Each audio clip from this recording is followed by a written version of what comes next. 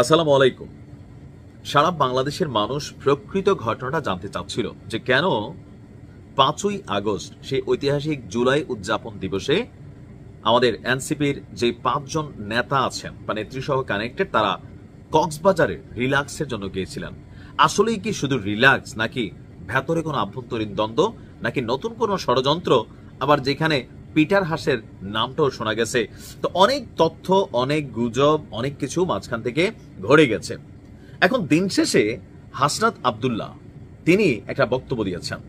এই বক্তব্যটা আমার কাছে যৌক্তিক মনে হয়েছে। আরেকটা পয়েন্ট আইসা ঠিক একই বক্তব্য হান্নান মাসুদও কিন্তু দিয়েছিল, যদিও হান্নান মাসুদ এই সফরে তাদের সঙ্গী হননি, তবে তিনিও কিন্তু জুলাই উদযাপন অনুষ্ঠানে যাননি। আসুন দেখি কানেক্টিভিটিটা কোথায়।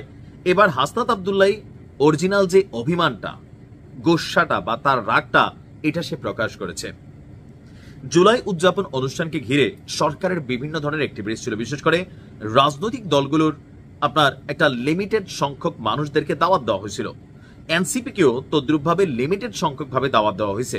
এখন যাদের দাওয়াত দেওয়া হয়েছে সেখানে হাসনাত সাজিশা যাইতে পারতেন, কিন্তু হাসনাত দা ব্লুটুথ বয়, ভালো লাগে ছেলেটারে, সোজা সাপটা কথা বলে। তো তার বক্তব্যটা হচ্ছে ভিন্ন জায়গায়। কেন তারা কক্সবাজার গেছে? এই কক্সবাজার যাওয়া ছিল তার নীরব প্রতিবাদ। তো কিসের বিরুদ্ধে প্রতিবাদ? ডক্টর ইউনূসের বিরুদ্ধে। অনেকটা এমনই এই সরকারের বিরুদ্ধে নীরব প্রতিবাদ ছিল। তো ঘটনার প্রেক্ষাপট কি? 4ই আগস্ট সন্ধ্যায় হাসনাতরা জানতে পারে যে তাদের আন্দোলনের আহত এবং নেতৃত্ব দানকারী অনেক ভাই বোনকে এই অনুষ্ঠান থেকে সম্পূর্ণভাবে বাদ দেওয়া হয়েছে। আমি এই জিনিসটা আবার বুঝি না যে সরকার দেখলাম 8 জোড়া ট্রেন ভাড়া করছে যেখান থেকে হাজার হাজার মানুষ আসবে। তাহলে হাসনাতের এই যে বক্তব্যটা যে আমাদের আন্দোলনের আহত এবং নেতৃত্ব দানকারী অনেক ভাই বোনকে এই অনুষ্ঠান থেকে সম্পূর্ণ বাদ দেওয়া হয়েছে, এটা কি শুধুমাত্র ইলেক্টেড অথবা সিলেক্টেড ছিল, নাকি না সর্বসাধারণের অনুষ্ঠান ছিল? আমরা তো দেখছি যে সবাই আসছে, তো চিঠি দিয়ে কেন আনতে হবে? এটা আমার কাছে একটা প্রশ্ন। এই অনুষ্ঠানে বিভিন্ন মানুষ স্বতঃস্ফূর্তভাবে অংশগ্রহণ করেছিল, কিন্তু হাসনাতের বক্তব্য না, একটা দাওয়াত তো তারা পাওয়া ছিল সম্ভবত। এটা আমার কাছে শুধু রাজনৈতিক নয়, নৈতিক ব্যর্থতা বলে মনে হয়েছে। তাই আমি ব্যক্তিগতভাবে এই অনুষ্ঠানে অংশ না নেওয়ার সিদ্ধান্ত নেই। এটা হচ্ছে হাসনাতের জায়গা থেকে। তার মানে সার্জিসের কাছে এরকম একটা ব্যাখ্যা আছে। এবার আসেন, হান্নান মাসুদ ঠিক 4ই আগস্ট রাতে, মানে 5ই আগস্টের প্রথম প্রহরে একটা পোস্ট করেছিল যে সেও জুলাই আন্দোলনের এই অনুষ্ঠানে যাবে না। কেন? 158 জন সমন্বয়কের সবাইকে দাওয়াত দেওয়া হয় নাই, কয়েকজনকে দাওয়াত দেওয়া হয়েছে।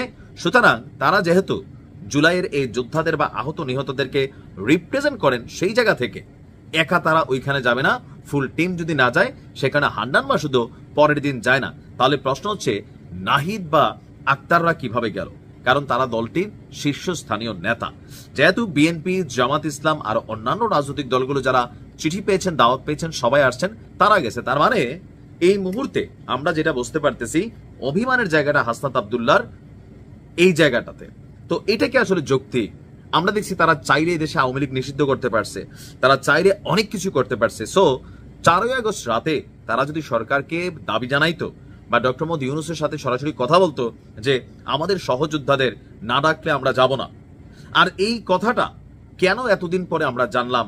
এখন ওই যে থাকে না যে চোর পালাইলে বুদ্ধি পারে, এরকম অনেক সময় মানুষ কথাগুলো বিশ্বাস করে না, আবার যারা তাদের ফলোয়ার আছেন তারা বিশ্বাসও করবেন। কিন্তু বিষয়টা অনেকটা ঝোল পাকাইয়া আমরা রিল্যাক্সেশনে গেছি, জুলাই মাসে আন্দোলন নিয়ে অনেক জায়গায় ঘোরাঘুরি করছি, ক্লান্ত, হোটেল চেঞ্জ করা, মানে এত কিছু না করে প্রথম দিনে 4ই আগস্ট যদি হাসনাত আব্দুল্লাহ ফেসবুকে এই একটা পোস্ট দিত, আপনি বুঝতে পারছেন যে সকালের আগেই সরকার আহত যারাই আছে, যাদেরকে নিয়ে এই প্রোগ্রামে যাওয়ার পরিকল্পনা ছিল হাসনাতের, সবাইকে দাওয়াত দিত। এটাকে আপনি মানেন?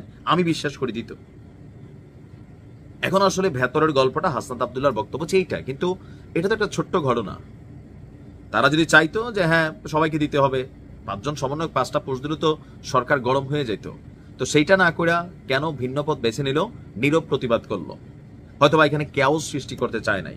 তবে হাসনাত তীক্ষ্ণ বুদ্ধির ছেলে। এখন দেখা যাক এই মান অভিমানের খেলাটা কোথায় গিয়ে শেষ হয়। ভালো থাকুন।